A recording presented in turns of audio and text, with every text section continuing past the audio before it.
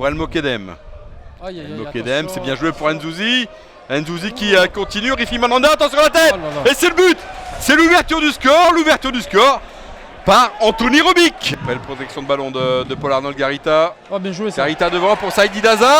Saïd Daza qui égalise. Lancé, on l'a dit, par un joueur qui pourrait lui apporter beaucoup. Il s'agit de Paul Arnold Garita. Dembélé devant pour Oberma. Attention, Oberma peut se retourner. Il va se mettre en position et frapper. Et il faut l'intervention de Rifi Mandanda. Et Nzouzi qui a été repris par Junior Senneville. C'est dommage. Carlier qui peut sortir le danger. Bien joué de la part de Saïd. Idaza qui frappe. Et il faut encore un arrêt. Ah, quel arrêt de fou. Escalès, le ballon est toujours en jeu. Ndiaye est là également. Et ce ballon a été pour Oberma. Il faut la claquette. Il faut la claquette de Rifi Mandanda sur cette tête claquée de Roberma. Honnêtement, ça ressemble un petit peu à la faute de Scaramandino la semaine dernière. Il y a une faute de main quand même. Oh, la faute. Oh là, là c'est la faute de pour moi, il y a penalty quand même. Attention, Rémi Duterte va récolter. Ouais, ça sera un carton rouge.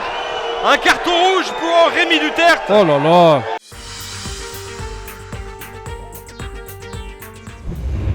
Peut-être qu'il va réussir à aligner un premier bon centre. L'appui dans la surface, c'est bien joué. Est-ce qu'il y avait une position de jeu? Il y a une frappe en tout cas. Une situation, ils se sont trouvés là du côté de Villefranche. Il va avoir une opportunité avec cette frappe de Seydou Keita. Il va être arrêté.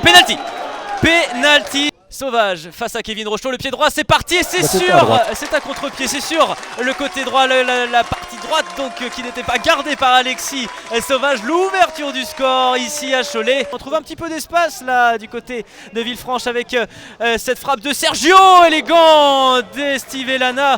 Il se montre une fois encore décisif en l'espace de 2 minutes. Maxime Jass, il va peut-être avoir la possibilité de trouver un partenaire. C'est Othman Dadoun à l'entrée de la surface, peut-être qu'il va pouvoir se mettre en position de frappe. On va se retrouver légèrement excentré sur le côté gauche. La frappe, le centre pardon, et Steve Elana qui a du mal, et le but de Bénédicte à l'arrivée, il n'était pas en position d'hors-jeu et on la voit, l'égalisation sur une erreur défensive. Et encore une fois les joueurs de Cholet qui se font rejoindre au score après la première journée contre Pau.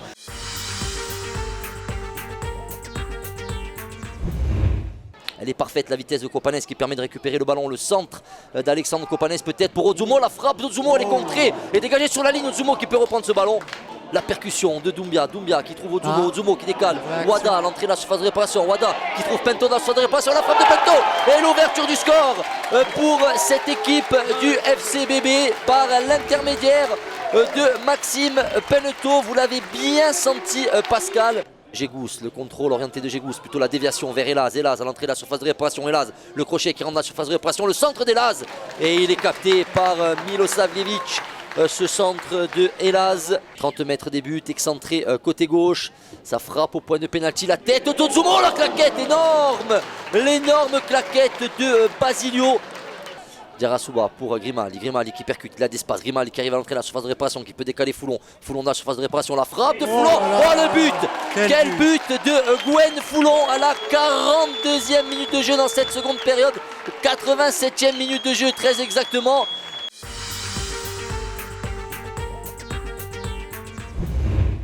Allez, Jason Buaillon, le long ballon, ça va revenir. Et le deuxième but cristolien, c'est Mamadou Diallo qui vient marquer le deuxième but pour Créteil, le capitaine, l'ancien joueur de Sochaux. Ce débordement là de Baba Touré vers Maxime Fleury, le but pour le Puy-en-Velay qui revient dans cette rencontre par Maxime Fleury, l'ancien joueur de Cholet qui remet son équipe dans les bons rails.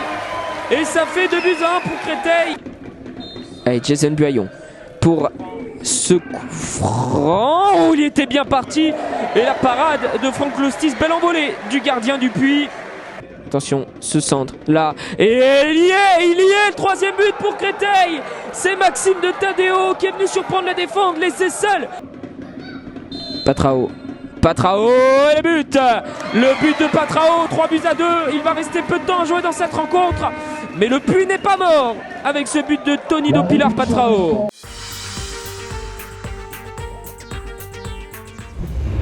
C'est parti vite avec Nkololo qui va rentrer dans la surface de réparation, qui peut transmettre à Rivas. Rivas la frappe. Oh, ça va passer à côté. Qui retient son souffle. C'est Gay qui frappe. Et oh, c'est un arrêt du pied que nous a fait Maxime Aubois. Ezikian. Oh, Ezikian qui a voulu tromper tout son monde en frappant directement. Sabali qui retrouve Daubin. C'est bien fait. Bayard dans la surface de réparation. Bayard sur son pied gauche, la frappe de Bayard. Et encore une fois un arrêt réflexe de Maxime Hautebois du pied.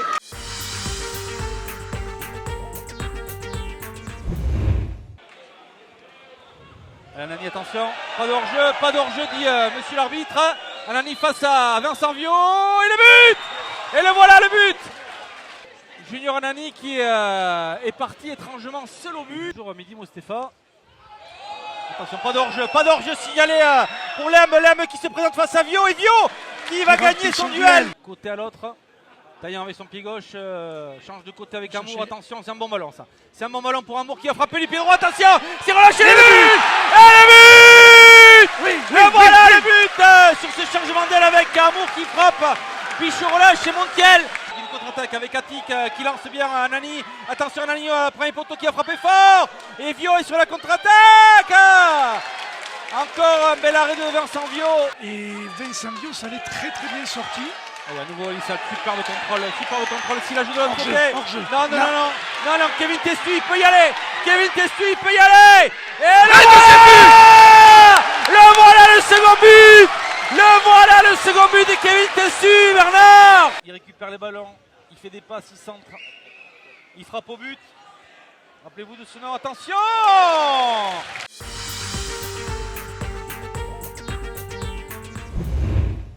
Ah bah ça, le centre, ouh là là, la faute va se relever et c'est un carton. Carton rouge. Côté gauche avec Ousmane, il contrôle son ballon, il est centre de suite, Scott Kay, la frappe. Et ça passe à côté. Les Gaziers récupère ce ballon avec Steven Besnard qui lance Scott Kay dans la surface, Scott Kay qui frappe et ça passe au-dessus. Ça passe au-dessus du but d'Anthony Beuve. Le corner est joué, la tête de danger, l'ouverture du score pour l'US Avranches. C'est signé Bradley Danger.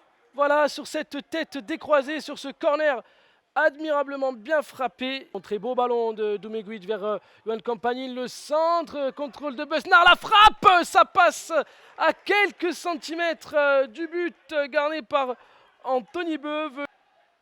Ouf là là, le grand coup de pied de Jean-Baptiste dans le ballon, mais il n'y a pas faute d'après monsieur l'arbitre. Oh là là, alors que là, Finidor il fait faute sur le joueur d'Avranches. Carton rouge pour Finidor, lui qui venait de rentrer il y a quelques minutes.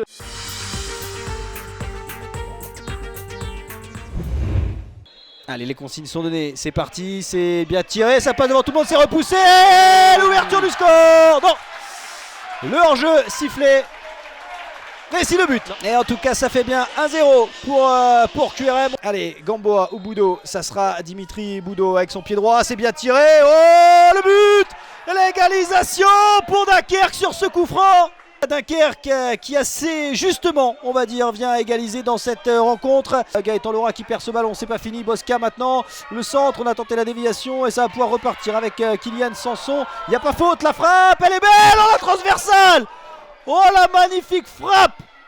Les joueurs de QRM avec Julien Boyer le centre, et ça passe devant tout le monde, c'est pas fini. Nomel qui va pouvoir la mettre sur le côté avec Diakité. Diakité qui se retourne, on se dégage un petit peu comme on peut. Oh regarde la frappe, oh le poteau magnifique. Attention là, on essaie de trouver Gauteni dans la surface. Et la bonne sortie de Stade Oliver. Oh, attention, ça va revenir, il n'y a pas de hors-jeu pour Guillaume Bosca. Le tir, ça revient sur Gauteni, il se retourne, et le but. Le but de Dunkerque signé Mohamed Bayo, le deuxième but pour le Dunkerquois cette saison. Ça, ils l'ont fait depuis le début. Et on trouve Bosca à la surface. Oh, le centre, pourquoi pas, c'est dévié devant tout le monde, ça passe. Peut-être la reprise, Diarra, et le troisième but. Le doublé pour Mohamed Bayo, qui vient définitivement crucifier QRM et inscrire le troisième but de cette rencontre. La Messénite.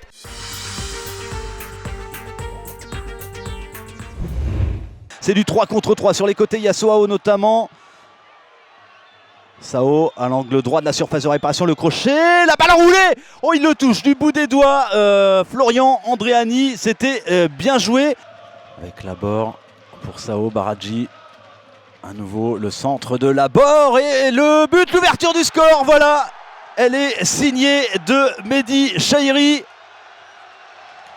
Un peu oublié là dans les 6 mètres toulonnais. C'est un petit événement, le Puy qui vient d'inscrire son tout premier but en national. Le Puy qui était mené 2-0, l'égalisation. Elle est superbe, l'égalisation là de Toulon.